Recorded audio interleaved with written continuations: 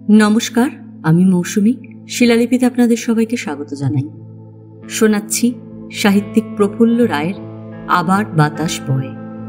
গল্প পাঠ ভালো লাগলে শেষে একটা লাইক দিয়ে যেতে ভুলবেন না। এখনও যারা আমার চ্যানেলটা সাবস্ক্রাইব করেননি তাদের সকলের কাছে আমার অনুরোধ, প্লিজ আমার চ্যানেলটা সাবস্ক্রাইব করে নেবেন। পাশে যে বেল নোটিফিকেশনটা আছে সেটা অবশ্যই প্রেস করে দেবেন। আজ উপন্যাসের তৃতীয় পর্ব। প্রথমে সঞ্চারীকে যে কাজটা দেওয়া হয়েছিল তা হলো কাউন্সেলিং।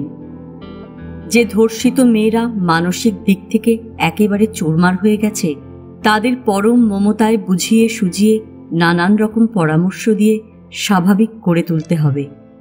কিন্তু এই জাতীয় কাজ সম্পর্কে তার লেশমাত্র ধারণা ছিল না। তাই মালবিকা সপ্তাহ 3 তাকে নিজে ট্রেনিং দিয়েছিলেন, কর্মপদ্ধতির খুঁটিনাটি যত্ন করে শিখিয়েছেন। সঞ্চারী যথেষ্ট বুদ্ধিমতী, কাজটা বুঝে নিতে তার লেশমাত্র অসুবিধা হয়নি। মাস 6 আশ্বাসের মেয়েদের কাউন্সেলিংয়ের পর তাকে এর পাশাপাশি অন্য ডিউটিও দিয়েছিলেন মালবিকা।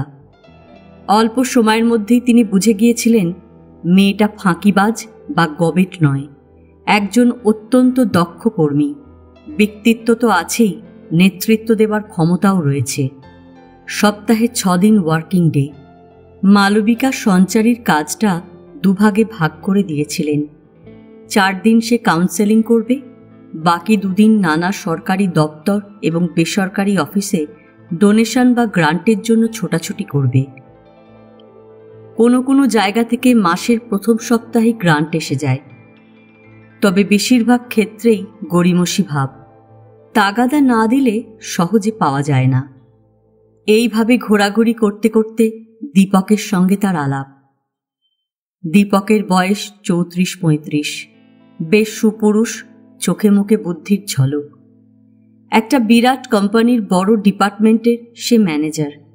ওদের সোশ্যাল ওয়েলফেয়ারের একটা ফান্ড রয়েছে, সেখান থেকে নানা সামাজিক কর্মকাণ্ডে টাকা পয়সা দেওয়া হয়।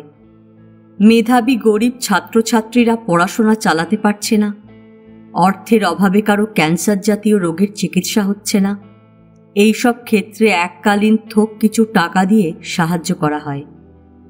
তাছাড়া প্রতিবন্ধীদের নানা প্রতিষ্ঠানে, ব্লাইন্ড স্কুলে, বেসরকারি স্বাস্থ্য কেন্দ্রে ওরা মাসিক বা বার্ষিক গ্রান্ট দিয়ে থাকে। নিজের কাজকর্ম ছাড়াও তাদের কোম্পানির এই ফান্ডটা দেখাশোনা করত দীপক।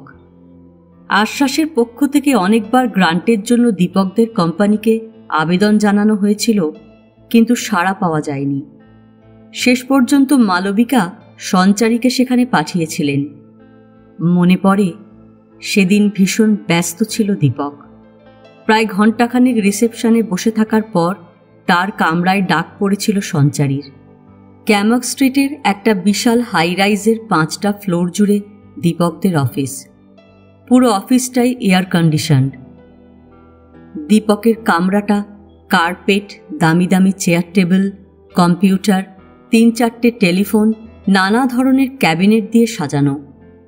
দীপক তাকে বসতে বলে জানিয়েছিল, I am extremely busy today, আপনাকে কিছুক্ষণ ওয়েট করতে হলো, ভেরি সরি। এমনিতে সঞ্চারী ধীর, স্থির, শান্ত, সহজে মেজাজ গরম হয় না, কিন্তু পাক্কা 1 ঘন্টা বসিয়ে রাখার জন্য মস্তিষ্ক তপ্ত হয়ে উঠেছিল। মনে হয়েছিল টাকার জন্য হাত পাততে এসেছে বলেই এত অবজ্ঞা। ভাবখানা এই, যাবে কোথায়, যতক্ষণ বসিয়ে রাখব প্রার্থী বসে থাকতে বাধ্য।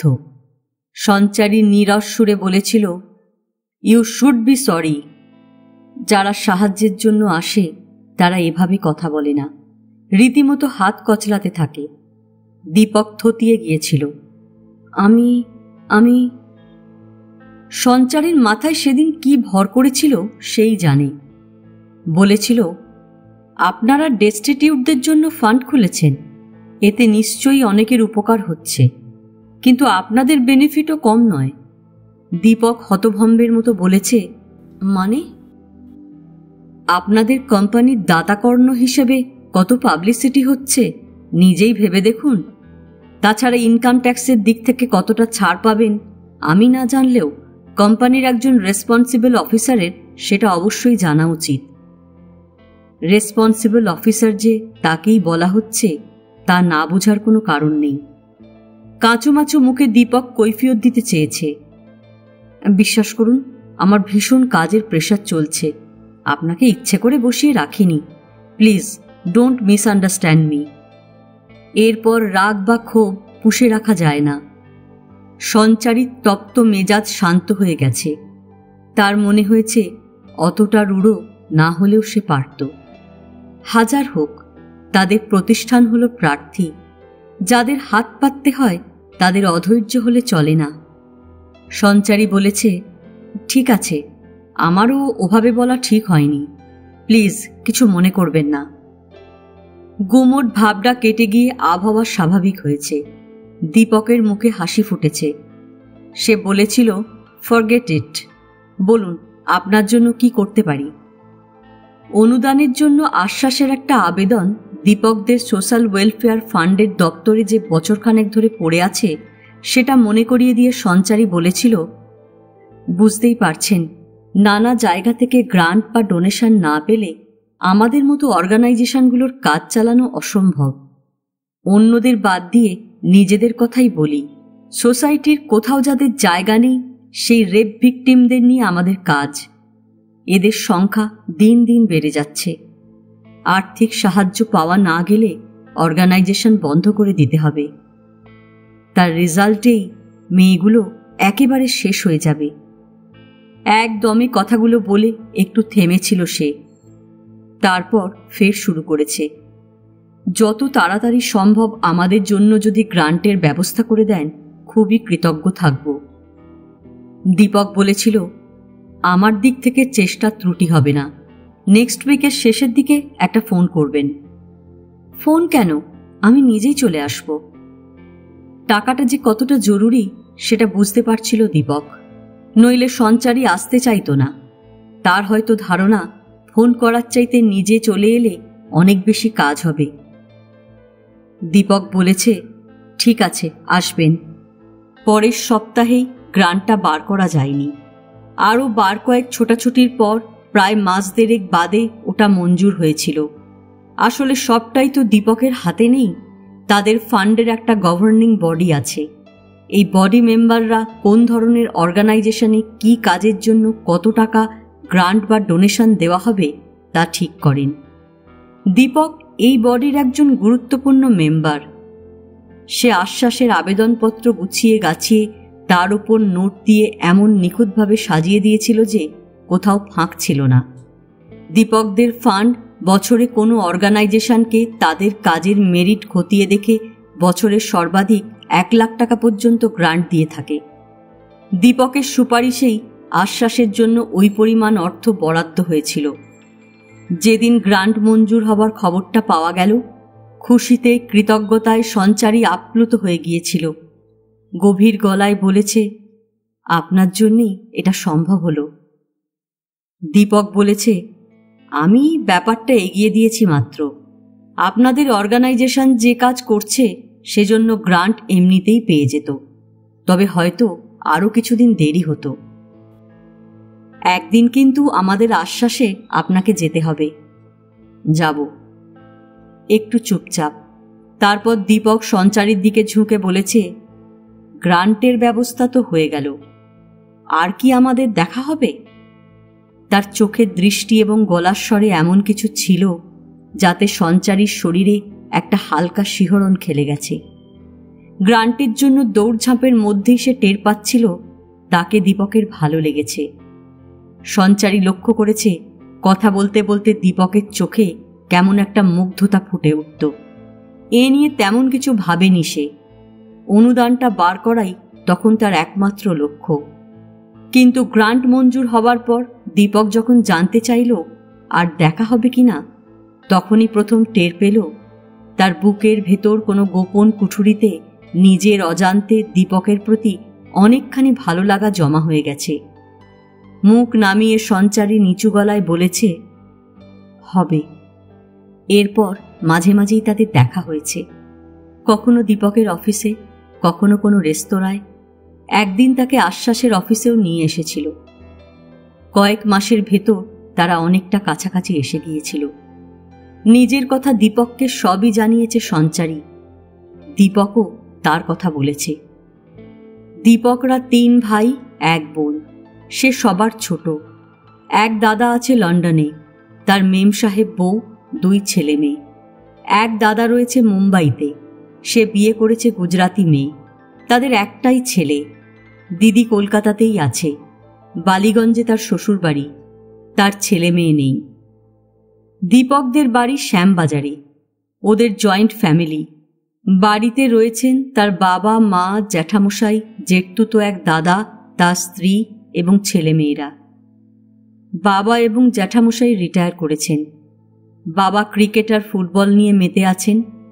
কম বয়সে দুটোই ভালো খেলতেন। সিএবি এবং একটা বড় ফুটবল ক্লাবের member. Test match, one day, Ranji trophy যাই হোক না, তিনি ইডেনে ছুটবেন। ফুটবলের মরশুমে ময়দানই তাঁর ঘরবাড়ি। তাছাড়া টিভির 3-4টে স্পোর্টস চ্যানেলে অনবরত পৃথিবীর নানা দেশের নানা ধরনের খেলা দেখায়। যতক্ষণ বাবা বাড়িতে থাকেন তাঁর চোখ স্পোর্টস চ্যানেলে আটকে থাকে। জ্যাঠামশায়ের ভ্রমণের নেশা। বছরে অন্তত 4 বার উত্তর ভারত, দক্ষিণ ভারত, এমনকি জঙ্গি হামলাকে আমল না দিয়ে কাশ্মীরেও ছোটেন। বার 3-4 সিঙ্গাপুর, মালয়েশিয়া এবং ব্যাংকক ঘুরে এসেছেন। একবার সারা ইউরোপ চষে বেরিয়েছেন। জ্যাঠাইমা জপ, তপ, পুজো, গুরুদেব এসব নিয়ে মেতে থাকেন। বাড়ির যাবতীয় কাজকর্ম চলে মায়ের কথায়, তাঁর নির্দেশে। তিনি সংসারের ডিরেক্টর, পরিবারের শিরদাঁড়া। শুনতে শুনতে সঞ্চারীর মনে হয়েছে দীপকদের ফ্যামিলি বেশ বনেদি, শিক্ষিত এবং পয়সাওয়ালা। এসবের মধ্যেও কাজের কথা বলেনি সঞ্চারী। একদিন সঞ্চারী দীপককে বলেছিল, আপনি আমাদের অর্গানাইজেশনকে অনেক হেল্প করেছেন, আপনার কাছ থেকে আমাদের এক্সপেকটেশন কিন্তু অনেক বেড়ে গেছে। বেশ অবাকই হয়েছে দীপক। কীরকম? কয়েকটা বড় বড় দেশি এবং মাল্টিন্যাশনাল কোম্পানির নাম করে সঞ্চারী জানিয়েছে এদেরও ওয়েলফেয়ার ফান্ড আছে, কিন্তু অনেক ছোটাছুটি, অনেক কাকুতি মিনতি করেও তাদের কাছ থেকে একটি পয়সাও অনুদান পাওয়া যায়নি। ওই কোম্পানিগুলোতে ইনফ্লুয়েন্সিয়াল কোনো অফিসারের সঙ্গে দীপকের যদি জানাশোনা থাকে আর সে যদি আশ্বাসের প্রয়োজনটা তাদের ভালো করে বুঝিয়ে গ্রান্ট বা ডোনেশনের ব্যবস্থা করে দেয়, সঞ্চারীরা অনেকটাই নিশ্চিন্ত হতে পারে। অন্য কোম্পানির অফিসারদের সঙ্গে আমার যোগাযোগ থাকতে পারে এমন একটা ধারণা আপনার হলো কি করে? অনেক সময় থাকে তো, জাস্ট অনুমান। এমনও দেখেছি একসঙ্গে ইউনিভার্সিটিতে পড়াশোনা করেছে এরকম 2 বন্ধু, একজন একটা ফার্মের টপ পোস্টে রয়েছে, আরেক বন্ধু আছে অন্য একটা বড় কোম্পানির ইম্পর্ট্যান্ট পোস্টে। দীপক হেসেছিল। আপনি রিয়েলি ইন্টেলিজেন্ট, দারুণ কাজের মেয়ে। নিজের অর্গানাইজেশনের ইন্টারেস্ট হচ্ছে আপনার টপ প্রায়োরিটি। একটু থেমে ফের বলেছে, ইউ গেইন। যে কোম্পানিগুলোর নাম করলেন তার 3টেতে আমার 3 বন্ধু টপ এক্সিকিউটিভ। তাদের আমি বলে দেব, আশা করি কাজ হবে। কাজ হয়েছিল। বিপুল পরিমাণে ডোনেশন এবং গ্রান্ট আনার জন্য আশ্বাসে সঞ্চারীর কদর বাড়ছিল। ক্রমশ অপরিহার্য হয়ে উঠেছিল সে। আরও বেশি দায়িত্ব তো তাকে দেওয়া হয়েছিলই, সেই সঙ্গে মাইনেও বেড়ে গিয়েছিল অনেকটা। যখন এখানে কাজটা পায়, সঞ্চারী ছিল সাধারণ একজন এমপ্লয়ি। কিছুদিনের মধ্যে অনেক ওপরে উঠে এসে সে হয়ে যায় ডেপুটি প্রোগ্রাম অফিসার। আশ্বাসের ডিরেক্টর মালবিকা রুদ্র সব ব্যাপারে তার উপর নির্ভর করতে শুরু করেছিলেন। তার পরামর্শ ছাড়া কোনো সিদ্ধান্তই নিতেন না। এদিকে দীপকের ওপরও নির্ভরতা বাড়ছিল সঞ্চারীর। সে সঞ্চারীকে তার 3 বন্ধুর কাছেই শুধু পাঠায়নি, আরও কয়েকটা অফিসেও পাঠিয়েছে। তাদেরও সোশ্যাল ওয়েলফেয়ার ফান্ড আছে। এই অফিসগুলোতে দীপকের আত্মীয় স্বজনদের কেউ কেউ উঁচু উঁচু পোস্টে রয়েছে, তাই ডোনেশন বা গ্রান্ট পেতে অসুবিধা হয়নি। এর ফাঁকে ফাঁকে ঘনিষ্ঠতা আরও বাড়ছিল দুজনের। কবে যে তারা পরস্পরকে তুমি বলতে শুরু করেছে আজ আর মনে পড়ে না। একদিন এক রেস্তোরাঁয় চা খেতে খেতে দীপক বলেছিল, জানো সঞ্চারী, তোমার কথা আমাদের বাড়িতে বলেছি। চমকে উঠেছে সঞ্চারী। কি বলেছ? তার কাঁপা কাঁপা হাত থেকে চা চলকে পড়ে গিয়েছিল। বলেছি একটি মেয়ের সঙ্গে বন্ধুত্ব হয়েছে। সে রেপ ভিকটিম ডিজার্টেড মেয়েদের আত্মবিশ্বাস ফিরিয়ে এনে তাদের সেলফ সাপোর্টিং করে তোলার চেষ্টা করছে। সঞ্চারী কেমন যেন অস্বস্তি বোধ করেছিল। জিজ্ঞেস করেছে, শুনে ওরা কি বললেন? নিশ্চয়ই এমন একটা মেয়ের সঙ্গে বন্ধুত্ব করার জন্য রাগারাগি করেছেন। No no, not at all. জোরে জোরে মাথা নেড়েছে দীপক। বলেছে, মেয়েটা তো দারুণ কাজ করছে। A great social service, very very commendable. মেয়েটার সাহস আছে। এটা আশা করেনি সঞ্চারী। অবাক বিস্ময়ে সে তাকিয়ে থেকেছে। সঞ্চারীর মনোভাব আঁচ করে নিয়ে দীপক হেসে বলেছে, আমাদের বংশ খুব পুরনো। লোকে বলে বনেদি, কিন্তু কোনো বাজে সংস্কার নেই। বাবা, জ্যাঠা, মা, জেঠি সবাই খুব উদার। ভালো কাজের প্রশংসা করতে তাদের আটকায় না। সঞ্চারী উত্তর দেয়নি, শুধু তাকিয়েই থেকেছে। দীপক বলেছিল, বাড়ির সবাই তোমাকে দেখতে চায়। বলতে বলতে গলা নামিয়ে জিজ্ঞেস করেছে, যাবে একদিন আমার সঙ্গে? এমন একটা সংস্কারমুক্ত অভিজাত পরিবারের মানুষগুলিকে দেখার জন্য সঞ্চারীও ব্যগ্র হয়ে উঠেছিল। বলেছে, যাব। দীপকের মুখে তাদের ফ্যামিলি সম্বন্ধে যা শুনেছিল, ওদের বাড়ি গিয়ে সঞ্চারী দেখল ওর বাবা জ্যাঠারা তার চাইতেও অনেক বেশি মুক্ত মনের মানুষ। ওকে দেখে সবাই ভীষণ উচ্ছ্বসিত। সঞ্চারীর মতো মেয়ে আগে তাদের চোখে পড়েনি। সে সাহসী, সে সহৃদয়, একটা মহান সামাজিক কর্তব্য পালন করে চলেছে। সোসাইটির জন্য তার মতো মেয়ে অত্যন্ত প্রয়োজন।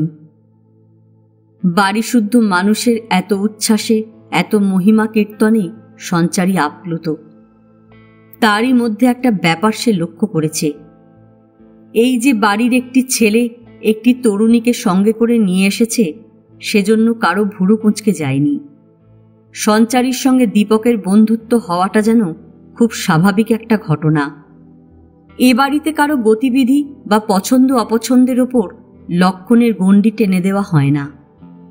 কে কার সঙ্গে বন্ধুত্ব করবে বা গভীরভাবে মেলামেশা করবে, সেটা সম্পূর্ণ তার ব্যাপার। এ নিয়ে কোনো নিষেধাজ্ঞা জারি করা নেই।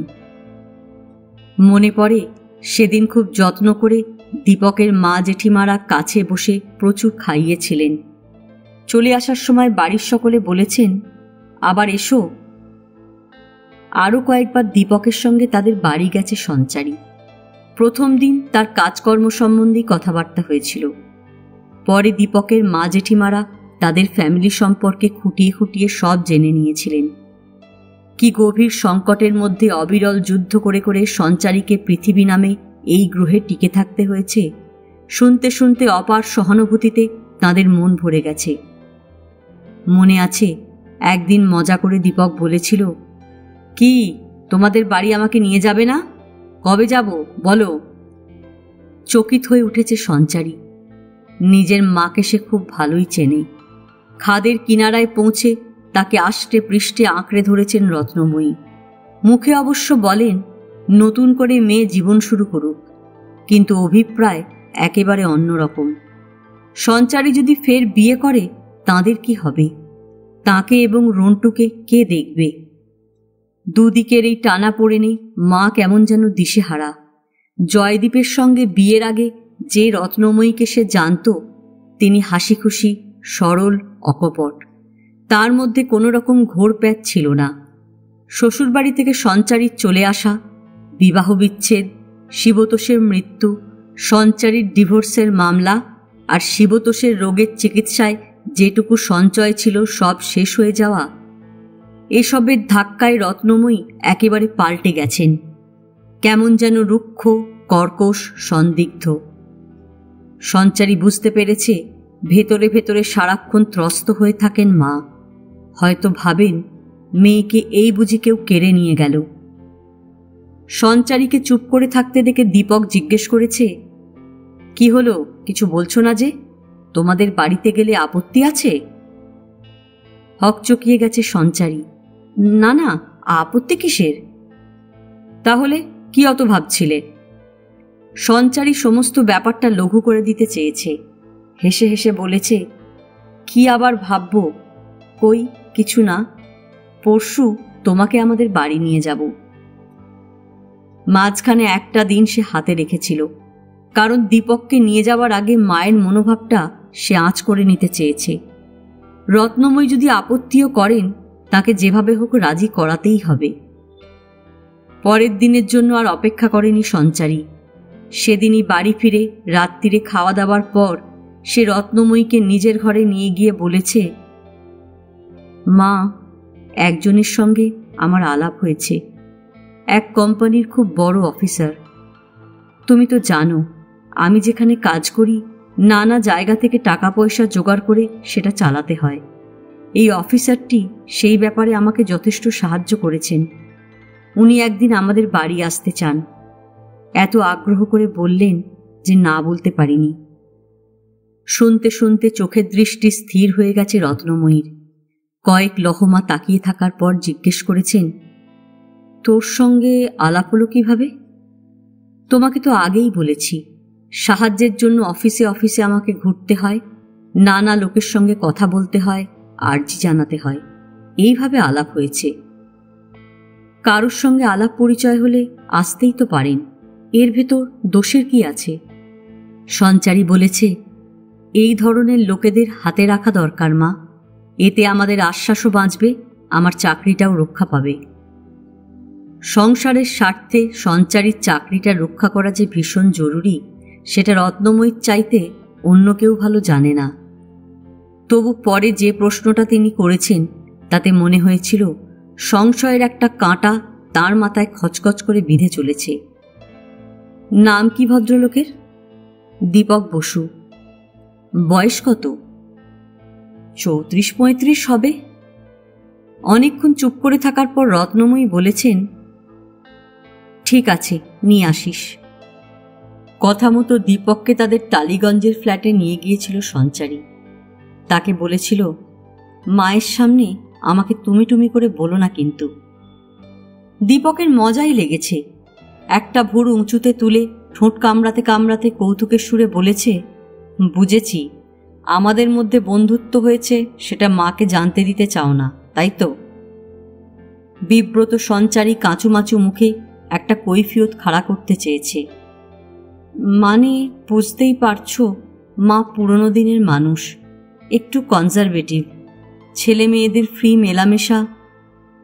তাকে থামিয়ে দিয়ে দীপক বলেছে, আর বলতে হবে না, যা বোঝার বুঝে গেছি, তোমাকে আমি কোনো রকম ঝামেলায় ফেলব না। দীপককে বাড়ি নিয়ে আসার পর সত্যি লেশমাত্র সংকট হয়নি। সঞ্চারী তাকে যেমন যেমন শিখিয়ে পড়িয়ে এনেছিল, সুবোধ বালকের মতো তেমনটাই করে গেছে সে। একবারও মুখ দিয়ে তুমি বেরোয়নি, শোভনতা বজায় রেখে কথা বলে গেছে। তার সঙ্গে সঞ্চারীর যে ঘনিষ্ঠতা আছে, ঘুণাক করেও তা বুঝতে দেয়নি। রত্নময়ীও দীপককে যথেষ্ট খাতির যত্ন করেছেন। যার ওপর মেয়ের অফিস এবং তার চাকরির নিরাপত্তা অনেকটাই নির্ভর করছে, তাকে খুশি রাখা একান্ত জরুরি। কিন্তু তারই মধ্যে কথায় কথায় খুব সূক্ষ্মভাবে দীপক সম্পর্কে নানা তথ্য জোগাড় করে নিয়েছেন। তার বাড়ি কোথায়, তার বাবা মা ভাই বোন কে কি করে, তার বিয়ে টিয়ে হয়েছে কিনা, ইত্যাদি ইত্যাদি। রত্নময়ীর প্রশ্নগুলো আপাত দৃষ্টিতে খুবই নিরীহ। নতুন কেউ এলে এসব তো জিজ্ঞেস করাই যায়, কিন্তু সঞ্চারী টের পাচ্ছিল মায়ের এইসব অকপট কৌতূহলের পেছনে রয়েছে তার মনের বদ্ধমূল সংশয়। সঞ্চারীর ধারণা যে নির্ভুল সেটা টের পেতে দেরি হয়নি। দীপক চলে যাবার পর রত্নময়ী হেসে হেসে বলেছেন, ছেলেটা খুব ভালো রে। রত্নময়ীর জটিল ভাবনা চিন্তার গতিমুখ কোন দিকে তা আন্দাজ করতে চেষ্টা করেছিল সঞ্চারী। সতর্কভাবে বলেছে, শিক্ষিত ভদ্রলোক, বনেদি বংশের ছেলে, ভালো হওয়াই তো উচিত। তাছাড়া কি? বাজে খারাপ ছেলে হলে তার সঙ্গে আমি মিশতাম না তাকে আমাদের বাড়ি নিয়ে আসতাম? তক্ষুনি সায় দিয়েছেন রত্নময়ী। তা তো ঠিকই, তুই আমার মেয়ে, তোর রুচি তোর পছন্দ কেমন আমার চেয়ে বেশি কেউ জানে না। তা হ্যাঁ রে, বলে হঠাৎ চুপ করে গেছেন। রত্নময়ীর বলার ভঙ্গিতে এমন কিছু রয়েছে যাতে কিসের একটা সংকেত যেন পেয়ে গেছে সঞ্চারী। মায়ের দিকে স্থির দৃষ্টিতে তাকিয়েছে সে, কোনো প্রশ্ন করেনি। রত্নময়ী জিজ্ঞেস করেছেন, দীপক তো আমাদের বাড়ি এলো, তোকে কখনো ওদের বাড়ি নিয়ে যায়নি? সঞ্চারী হতচকিত। ওই যে কারা যেন খড়ি পেতে ভূভারতের সব খবর বলে দিতে পারে, মা কি সেরকম কিছু গূঢ় বিদ্যা শিখে নিয়েছেন?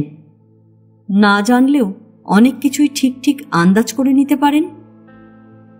প্রথমটা থতমত খেয়ে গেছে সঞ্চারী, তারপর জোরে জোরে মাথা ঝাঁকাতে ঝাঁকাতে ডাহা মিথ্যেই বলেছে, না না, আমি কেন যাব ওদের বাড়ি? আমাকে কি যেতে বলেছেন? যেভাবে মাথা ঝাঁকাচ্ছিস তাতে তো মেনে নিতেই হয় যাসনি। মাথা নাড়াটা বুঝিবা বাড়াবাড়ি রকমের হয়ে গেছে। মায়ের চোখে পুরোপুরি ধুলো দেওয়া বোধহয় সম্ভব হয়নি। সঞ্চারী ভেতরে ভেতরে সিঁটিয়ে গিয়েছিল।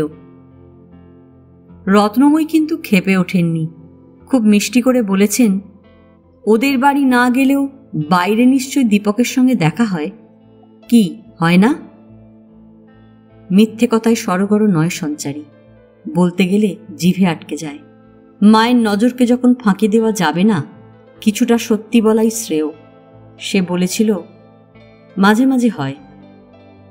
আশ্বাসের নানা দরকারে ওদের অফিসে আমাকে যেতে হয়। অনেক টাকা ওরা আমাদের গ্রান্ট দেয়। আমার চাকরি, অতগুলো মেয়ের খরচ চালানো, না গেলে চলে? গলা নামিয়ে প্রায় ষড়যন্ত্রকারীর মতো ফিসফিস করেছিলেন রত্নময়ী।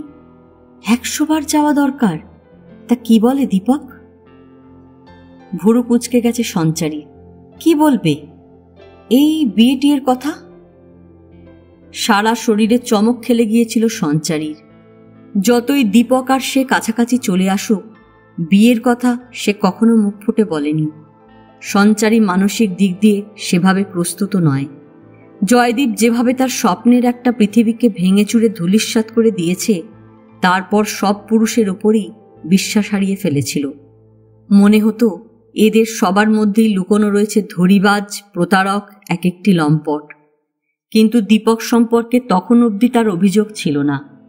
যতটা সে মিশেছে, যতখানি দেখেছে, তাতে মনে হয়েছে এই যুবকটি সহৃদয়। সঞ্চারী তাকে বিশ্বাস করতে, তার উপর নির্ভর করতে শুরু করেছিল। কিন্তু বিয়ের চিন্তা মাথাতেই আসেনি।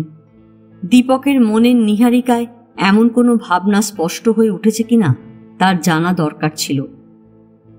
সঞ্চারী বলেছে, না, এ নিয়ে দীপক কিছুই বলেনি। রত্নময়ী আগের মতোই চাপা গলায় জিজ্ঞেস করেছেন, আমার কাছে লুকোচ্ছিস না তো? মা যেভাবে ঝানু লয়ারদের মতো জেরা করে যাচ্ছিলেন, তাতে মনে হয়েছিল স্বীকারোক্তি আদায় না করে ছাড়বেন না। সঞ্চারী উত্তক্ত হয়ে উঠেছে। ঝাঁঝালো স্বরে বলেছে, তুমি কি ভাবো বলো তো মা? আমার মতো একটা ডিভোর্সি মেয়েকেও বিয়ে করতে যাবে? এটা কখনো হয়? মাকে প্রায় ধমকে থামিয়ে দিয়েছিল ঠিকই, কিন্তু মনের কোণে অনেকখানি দুরাশা কি তার ছিল না? নিশ্চয়ই ছিল।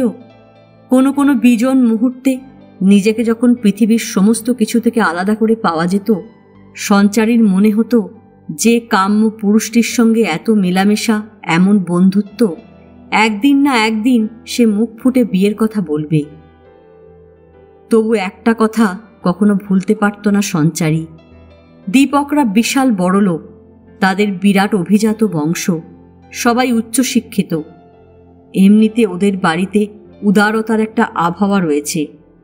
দীপকের মা, বাবা, জ্যাঠা, জেঠি এবং পরিবারের অন্য সকলকে বেশ অকপট, সাদাসাপটা, হাসি খুশি মনে হয়েছে। কিন্তু একটি ডিভোর্সি মেয়েকে বাড়ির বউ করার কথা বললে মানুষগুলো কতটা বদলে যাবে, তাদের ভালো মানুষের আবরণ ভেদ করে কোন চেহারা বেরিয়ে পড়বে কে জানে। সঞ্চারী নিজের সম্পর্কে ভীষণ সচেতন। তারা যে অতি তুচ্ছ মধ্যবিত্ত সোসাইটির নিচের দিকে তলানির মতন পড়ে আছে, তার লহমার জন্যও ভোলে না। জয়দীপের সঙ্গে সম্পর্কটা কবেই কাটান ছাড়ান হয়ে গেছে, দীপকের সঙ্গে নতুন করে জীবন শুরু করার তীব্র সঙ্গোপন একটা ইচ্ছা তার মধ্যে ডালপালা মেলতে শুরু করেছিল। পাছে স্বপ্নভঙ্গ ঘটে, পাছে এ নিয়ে আগ্রহ দেখালে সরাসরি দীপক না বলে দেয়, তাই নীরবেই থাকে। তাছাড়া সে একটা মেয়ে, তার প্রখর আত্মসম্মান বোধ। মনে যা আছে মুখ ফুটে কখনো তা বলবে না। যা সে পারে তা হলো আশায় আশায় থাকা। সেদিনের পর বিয়ের ব্যাপারে সরাসরি কোনো ইঙ্গিত না দিলেও চিন্তাটা রত্নময়ীর মাথায় থেকেই গিয়েছিল। মাঝে মাঝে এই নিয়ে তিনি সঞ্চারীকে খোঁচা দিয়েই চলেছেন। ওদিকে নিজের জীবনের খুঁটিনাটি সব দীপককে অনেক আগে জানিয়ে দিয়েছিল সঞ্চারী, কিছুই গোপন করেনি। দীপক খুবই হৃদয়বান। সঞ্চারী যে আশ্বাসের ডেপুটি প্রোগ্রাম অফিসার হতে পেরেছে সেটা ওরই জন্য। কতভাবে যে সে তাকে সাহায্য করেছে।